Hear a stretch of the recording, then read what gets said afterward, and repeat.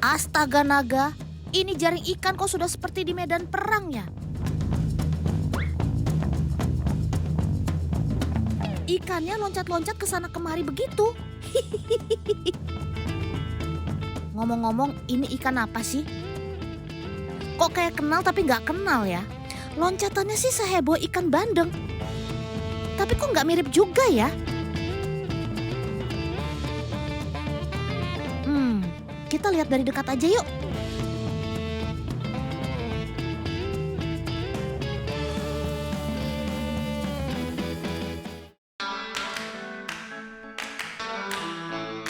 Oh, jadi ini namanya ikan jelawat toh.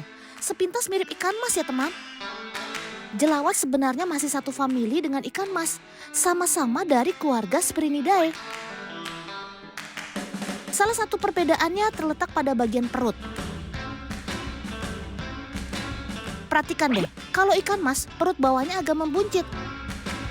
Sedangkan ikan jelawat ini tubuhnya lebih memanjang. Rata-rata sobat dolpino ini panjangnya sekitar 40 cm.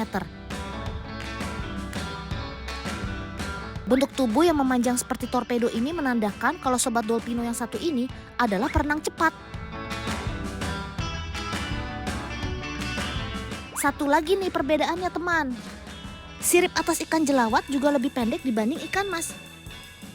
BTW ikan jelawat ini adalah ikan endemik Indonesia loh. Tepatnya di Balai Budidaya Ikan Sentral Anjongan, Kalimantan Barat. Canggih.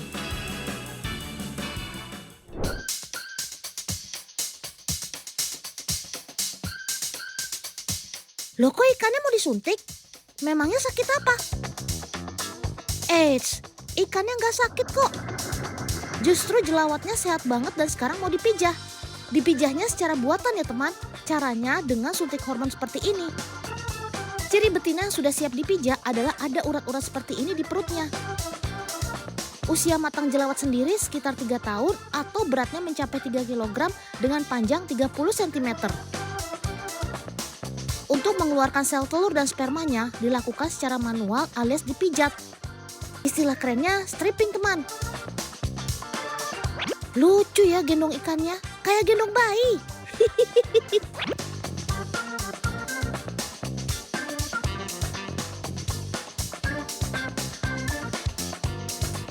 Setelah itu kita campur dan aduk benihnya. Terus tabur deh ke akuarium ini. Tuh lihat, gak sampai 5 menit langsung jadi telur kan? Canggih.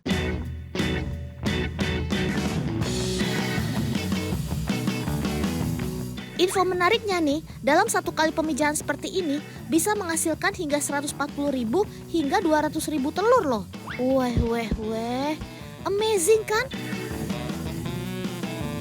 Dan yang bikin melongo lagi, gak sampai 24 jam telur-telur ini akan menetas menjadi larva. Selamat datang ke dunia ya bayi jelawat nan imut, Paman Dolpino akan selalu menjaga kalian. Tuh lihat teman, bayi jelawatnya lagi makan. Makanan utama si larva ini adalah artemia. Makan yang banyak ya, biar gendut. Kayak dolpino, maksudnya biar sehat. Ketika berumur 7 hari, larva-larva ini sudah bisa dipindah. Mereka akan menempati kolam yang lebih besar atau istilahnya pendederan. Kolam ini harus steril dari ikan maupun hewan lainnya ya teman. Soalnya kalau enggak, larva-larva ini bakalan jadi mangsa empuk. Oh no, itu tidak bisa dibiarkan. Dolpino ada di mana nih? Kok banyak banget kolam ikannya? Kita coba turun ke bawah aja yuk. Itu ikan apa? Kok warnanya seger banget sih? Kayaknya dolpino gak asing deh. Oh alah, ini kan jenis ikan mas baru yang belum ada di tempat lain. Weh. Beruntungnya dolpino bisa ketemu kamu, sob. Ini dia teman, ikan mas merah Najawa. Ikan mas ini murni pengembangan dari Balai Cangkringan. Najawa sendiri kepanjangan dari Mina Jogja Istimewa. Keren juga.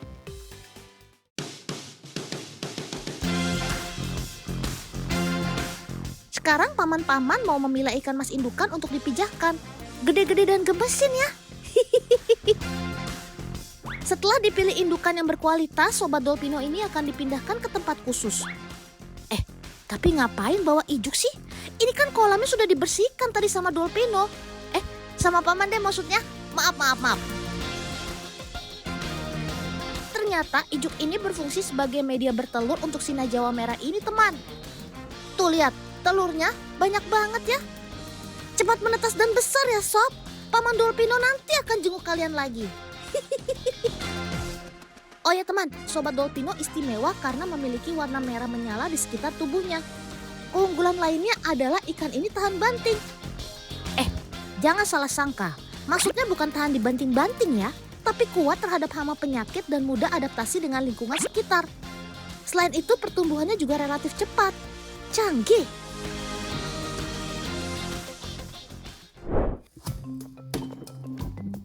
Teman, ada mitos yang beredar kalau ikan mas hanya mampu mengingat hanya 3 detik saja loh. Weh.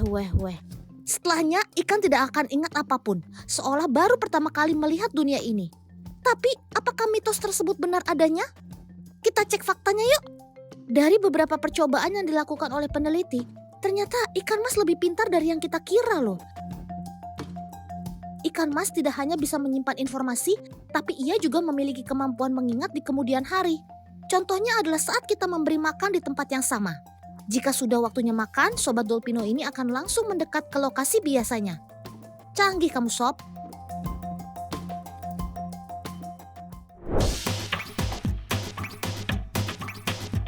Teman, kalian tahu nggak kalau ikan mas itu adalah salah satu sesepuh bagi ikan-ikan hias yang saat ini beredar? Ampun sepuh. Salah satunya adalah Sobat Dolpino si ikan koi. Hayo, siapa di sini yang masih bingung bedain ikan mas dan ikan koi? Tunjuk tangan. Meskipun telah dikembangkan secara selektif, hingga seperti sekarang, ikan koi masih terlihat sekilas mirip dengan ikan mas pada umumnya ya. Namun, perbedaan yang paling mencolok antara koi dan mas adalah warna dan polanya teman. Ikan koi hadir dalam berbagai varian warna dan kombinasi pola yang menarik. Sedangkan ikan mas cenderung berwarna abu-abu tua atau coklat keemasan. Selektif yang ketat juga membuat sisik Sobat Dolpino ini lebih kecil dan simetris sehingga terlihat rapi. Bentuk tubuh koi juga cenderung lebih panjang sehingga terlihat lebih proporsional teman. Weh. Siapa nih yang baru tahu kalau mereka ternyata saudaraan?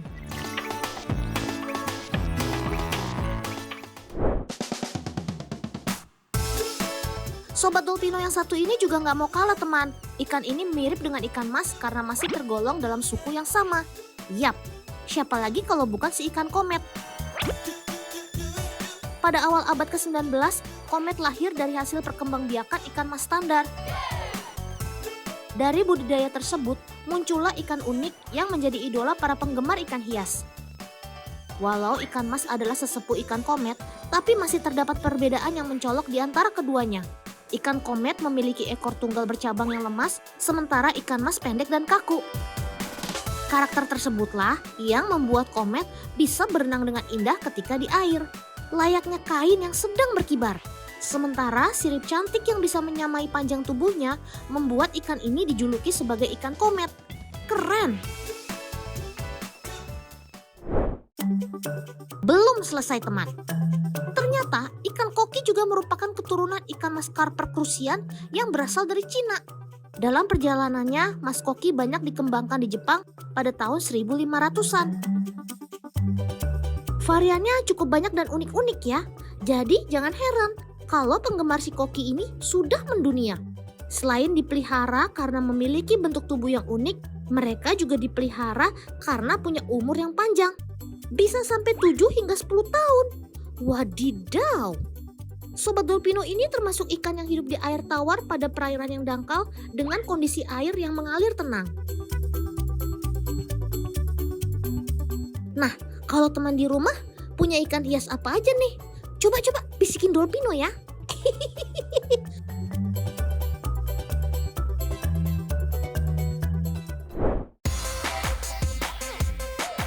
Ikan kerapu gak selalu ada di lautan teman, tapi mereka juga bisa ada di gunung. Iya jelas dong bisa-bisa aja. Kan ada namanya perkembangan teknologi. Yang tadinya nggak mungkin bisa jadi mungkin. Canggih deh pokoknya. Seperti perusahaan aquaculture di Yogyakarta ini. Mereka berhasil mengembangkan ikan laut yang dibudidayakan di gunung. Buat yang penasaran mengapa Sobat Dolpino ini bisa hidup di gunung, harap antri dan beli tiket dulu ya. Berada di lereng Gunung Merapi, Lembaga Riset Inmira mengembangkan budidaya ikan kerapu. Sobat yang biasa hidup di perairan karang, sekarang bisa juga loh hidup di kaki gunung. Bukan simsalabim langsung jadi ya teman, tapi semua ada prosesnya. Pertama adalah merubah air tawar menjadi air laut. Loh, emangnya bisa? Ya bisa dong, namanya juga Dolpino gitu loh. Untuk merubah air tawar menjadi air laut diperlukan rekayasa berupa pencampuran garam dan berbagai mineral laut. Dengan takaran yang sudah disesuaikan, nantinya akan merubah sifat air tawar menjadi air laut. Setelah beberapa saat, airnya sudah berubah menjadi air laut. Keren ya? Supaya lebih meyakinkan, kita ukur adalah kadar oksigen garam. Dan juga pH air. Kalau sudah sesuai standar, tahap percobaan terakhir kita masukkan sampel ikan kerapu dan tunggu sampai 1 hari. Jika mereka bertahan hidup, artinya air buatan ini sudah siap dipakai untuk membesarkan Sobat Dolpino ini. Weh.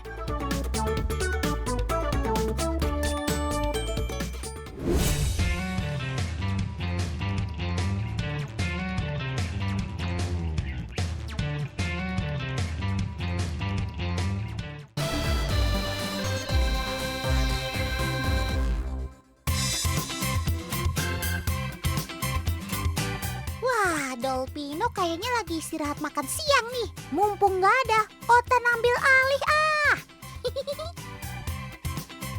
Teman, landak-landak apa yang hidup di laut? Ya landak laut dong. Apa? Kalian gak tahu landak laut? Oke, tenang. Otan bakal bocorin si sobat satu ini kok. Lihat tuh penampakannya. Bukan yang itu. Tapi si landak lautnya Paman Editor. Ada.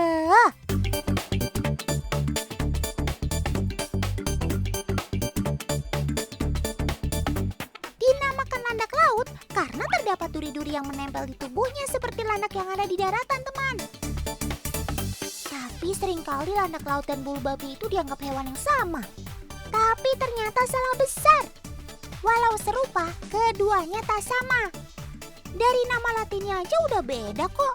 Kalau si landak laut adalah Temnopleurus alexandri. Sedangkan bulu babi Diadema antilarum. Keren-keren juga ya namanya. Walau bagai pinang di belah kapak, tapi keduanya jelas ada perbedaan loh. Seperti bentuk tubuh dan warnanya. Jika diperhatikan, landak laut memiliki rangka tubuh yang lebih oval daripada bulu babi. Selain itu, warna duri landak laut cenderung lebih cerah dibandingkan bulu babi yang memiliki warna gelap. FYI nih, duri mereka tidak hanya sekedar tajam, tapi juga bisa melepaskan racun ketika menempel pada suatu objek, termasuk kulit kita. Serem ya.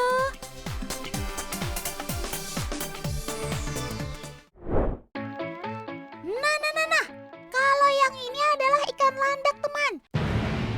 Jadi kamu sebenarnya ikan atau landak sih, Sob? Atau jangan-jangan kamu adalah gabungan keduanya? Sebagian DNA landak, sebagian DNA ikan. Tidak!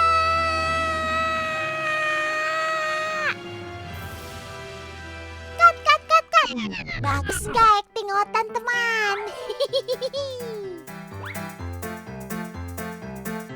Sobat Otan ini adalah ikan landak atau disebut juga ikan buntal berduri, teman. Lagi-lagi dinamakan landak karena tubuhnya penuh dengan duri yang tajam. Sebenarnya ikan ini rawan dimangsa oleh predator, teman. Selain warna tubuhnya yang cerah, Sobat Otan ini pergerakannya juga lambat. Gak satset-satset gitu deh. Tapi berkat duri dan tubuhnya yang bisa membesar, siapapun yang berniat jahat pasti langsung ciut nyalinya. Bener gak, Sob? Sekarang kita lihat si pemilik nama landak dari daratan yuk. Soalnya kalau nggak kita bahas, bisa-bisa Otan diserang sama durinya yang tajam. Ih, takut.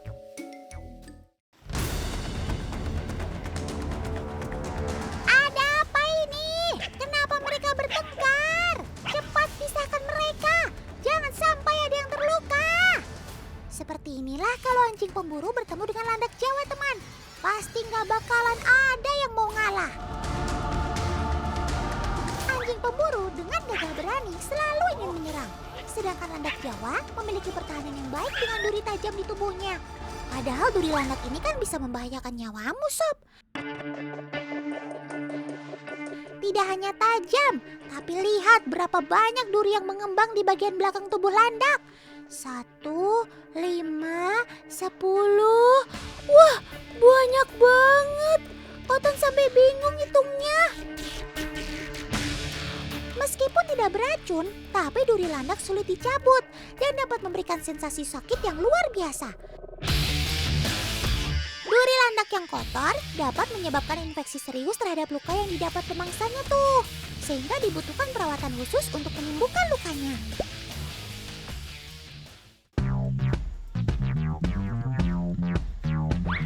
Seperti rambut manusia, duri landak terbuat dari protein keratin. Terdapat sekitar 8.000 duri pada tubuh landak. Selain digunakan sebagai pertahanan diri, ternyata duri landak kaya akan nutrisi loh. Di dalamnya terkandung air, protein, lemak, kalsium, fosfor, magnesium, dan sulfur. Sebagian besar masyarakat Jawa percaya kalau duri landak dapat mengatasi masalah sakit gigi. Sedangkan di daerah Kalimantan, duri landak ternyata dapat digunakan untuk penolak bala dan menjadi penghalau gangguan goib.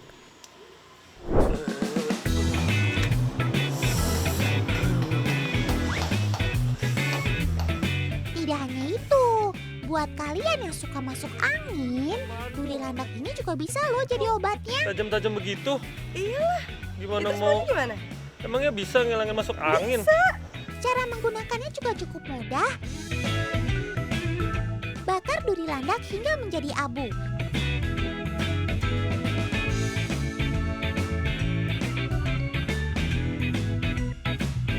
Tambahkan sedikit minyak tawon atau minyak rempah lainnya. Campur hingga merata, lalu gosok ke bagian perut dan leher. Lakukan secara berulang sampai badan terasa lebih hangat. Nah, untuk membuktikan seberapa tajam duri landak, kali ini Otan mau buat percobaan dengan menggunakan balon air dan semangka ini nih. Kali ini Otan dibantu Kak Audrey untuk ngetes seberapa tajam duri-duri landak yang sudah kita pasang di atas sebuah kayu. Pertama-tama, kita gunakan balon airnya dulu ya teman. Kak Audrey siap? 1, 2, 3. Lihat teman, balon airnya langsung pecah ketika terkena duri landak itu. Dari sini dapat kita pastikan kalau duri landak memang memiliki ketajaman yang luar biasa. Tapi kalau masalah kekuatan, kira-kira duri landak mampu nggak ya menembus kerasnya kulit semangka? Oke, daripada penasaran, mending langsung kita coba aja yuk. Wow, ternyata duri-duri landak ini mampu memecah kulit semangka yang tebal itu, teman. Kita lihat dari tayangan lambatnya ya. Ketika semangka jatuh, dia langsung menancap di duri dengan kuat. Bahkan kalau kita lihat secara dekat, tidak ada satupun duri landak yang patah terkena hantaman buah semangka ini loh. Itu tandanya, selain tajam, duri landak ini juga cukup kuat dan mampu menusuk benda apapun yang datang. Keren maksimal. Ngomongin soal duri landak, selain tajam dan juga keras, ternyata di ujung durinya terdapat serat-serat halus yang membuatnya bisa menempel pada benda apapun yang ditusuknya. Bahkan karakteristik duri landak yang berserat ini sudah diaplikasikan di dunia kedokteran loh, untuk membuat jarum yang menutup luka pasca operasi dengan sempurna. Cakep!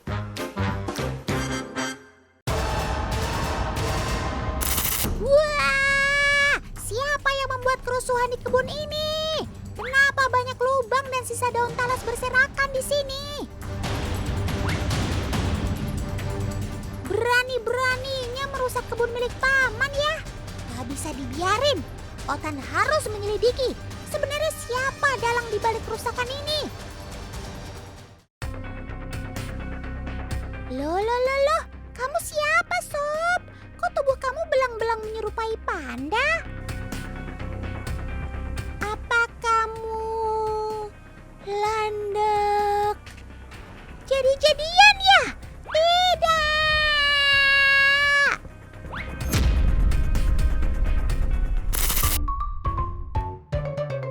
Tunggu sebentar. Kalau dilihat-lihat, dia sama saja kok dengan landak Jawa pada umumnya. Caranya menggali, makan, sampai caranya dia berjalan. Wah, benar! Sepertinya dia merupakan salah satu landak dengan kelainan genetika yang menyebabkan warna kulit tubuhnya belang-belang menyerupai panda. Lucu sekali, Sob. Penampilanmu yang seperti ini terlihat lebih menggemaskan. Oh iya teman, landak Jawa adalah jenis hewan pengerat. Untuk mengurangi pertumbuhan giginya, ia biasa memakan sesuatu yang keras, seperti batu, kayu, maupun bambu seperti ini nih. Wah, ternyata gak cuma durimu saja yang kuat. Gigimu juga mampu untuk menggigit apapun ya. Oh iya teman, ngomongin soal landak, di Jawa Timur ada mitos yang berkembang di masyarakat tentang landak penjaga hutan yang dilindungi aura mistis. Siapapun yang berburu hewan di sana pasti akan terkena sial. Salah satunya Paman Aris ini nih. Dulu ia pernah masuk ke dalam hutan untuk berburu. Di sana ia bertemu dengan seekor landak yang akhirnya ingin dia tembak. Iya Tan, gini. Tadinya kita itu berburu malam hari, kan di tempat kita itu landak itu sebagai hama. Di kebun kita ada singkong, ada sayuran, dimakan semua. Jadi kita memang sengaja kita buru biar sayur kita aman. Jadi kita pergi ke hutan yang dekat tempat kita tanam sayur. Nah di situ kita ada landak satu kita mau tembak, tiba-tiba senapan kita ndak bisa buat nembak. Akhirnya kita terjatuh. Besoknya kita ke kebun lagi, kita cari lagi, kita jatuh lagi. Setelah berkali-kali tidak mampu menembak landak tersebut, akhirnya Paman Aris dan rekan-rekannya memutuskan untuk tidak berburu landak lagi. Selain tidak mau terus-terusan dihantui kesialan, mereka juga percaya kalau landak merupakan hewan yang sangat penting untuk ekosistem hutan di sana. Wah, Otan jadi senang dengarnya. Semoga bisa jadi masukan untuk para pemburu lainnya ya, agar tidak memburu sobat Otan yang lainnya.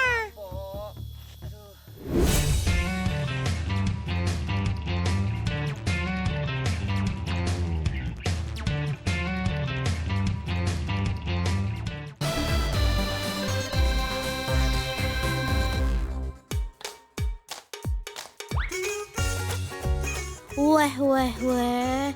Kok tiba-tiba si Otan muncul sih? Padahal kan ini giliran Dolpino. Lain kali Dolpino gak boleh lengah nih. Canda ya teman. BTW kalian ngerasa gak sih kalau akhir-akhir ini panas banget? Belum lagi krisis air di berbagai daerah. Padahal seharusnya ini sudah masuk musim penghujan loh. Kalau terus-terusan panas begini, lama-lama Dolpino bisa dehidrasi maksudnya. Tapi walau panas begini ya, ada sobat-sobat Dolpino yang tahan terhadap suhu panas loh. Bahkan panasnya itu terbilang ekstrim. Ekstrim ya, bukan es krim. Kita coba intip siapa aja yuk. Berang-berang bawa berkat. Berangkat. Sudah tahu dong sobat Dolpino yang satu ini? Yaps, dia adalah unta teman. Gimana nggak kuat? Seekor unta bisa bertahan hidup di gurun yang gersang dengan suhu 38 sampai 41 derajat Celcius. Wadidaw. Belum lagi nih, mereka bisa tetap kuat berjalan tanpa minum selama 15 hari. Nggak kebayang deh kalau Dolpino yang melakukan itu bisa pingsan di jalan. Rahasia kekuatan mereka salah satunya ada pada punuknya teman. Di punuk mereka terdapat cadangan lemak yang dapat diedarkan ke seluruh tubuh sebagai pengganti makanan dan minuman. Gak cuma itu aja loh, punuk unta juga dapat mengatur suhu tubuh mereka. Dengan memutuskan jaringan lemak di punuknya, unta mampu meminimalkan ilusi panas di seluruh bagian tubuh saat suhu meningkat. Canggih! Setelah berhari-hari tidak minum, saat unta ketemu air, mereka bisa menghabiskan hingga 20 galon air dalam sekali minum loh. Wah, ceritanya balas dendam nih sob.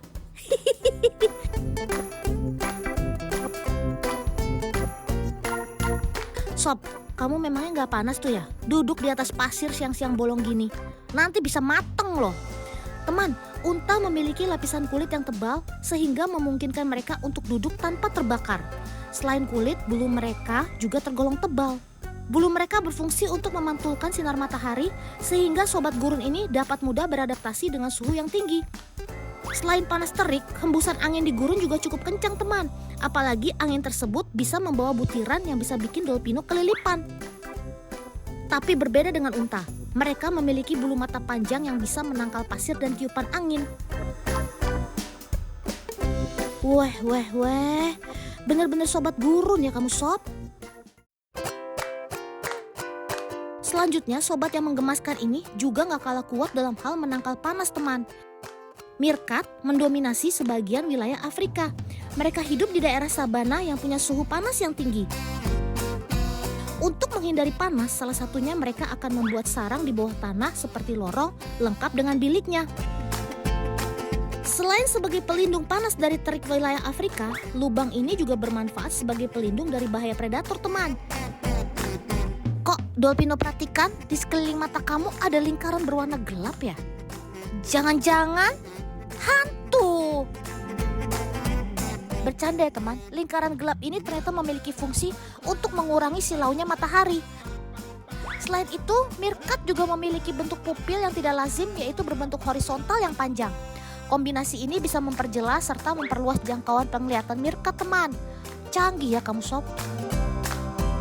Belum selesai, di mata meerkat juga terdapat selaput sebagai kelopak mata ketiga. Saat menggali, selaput ini akan menutupi mata agar terlindung dari pasir yang berterbangan. Sobat imut ini termasuk hewan koloni yang solid teman. Setiap harinya mereka akan berbagi tugas dalam kelompok. Ada yang bertugas sebagai pengawas, ada yang berburu, ada juga yang menjaga bayi-bayi mereka. Keren ya Dolpino? Meerkat maksudnya? Nah, kalau yang satu ini pasti sudah gak asing dong. Dia adalah burung unta teman.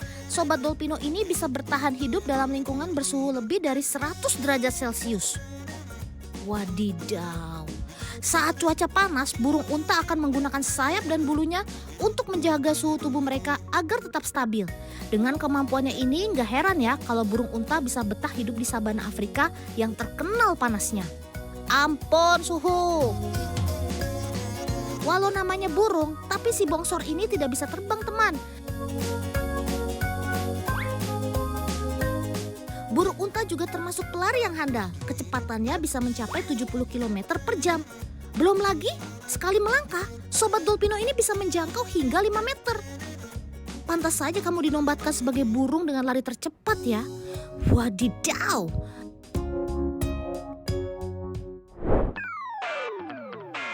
Teman, Dolpino mulai kekurangan cairan karena kepanasan nih. Tapi masih ada satu sobat lagi yang punya kemampuan luar biasa. Dia adalah kura-kura gurun. Sobat Dolpino ini hidup di gurun pasir wilayah Amerika dan Meksiko.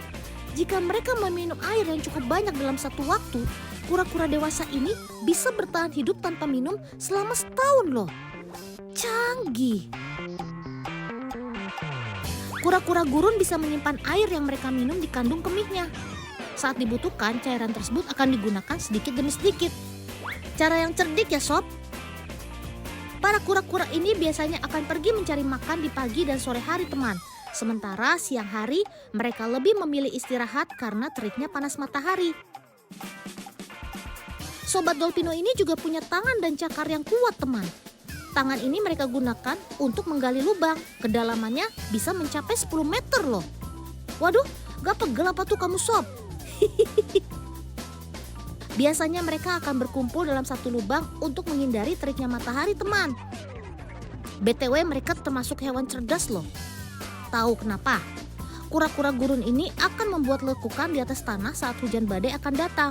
Setelah hujan reda, lekukan itu akan menampung air hujan yang akan mereka gunakan untuk minum sepuasnya. Wah.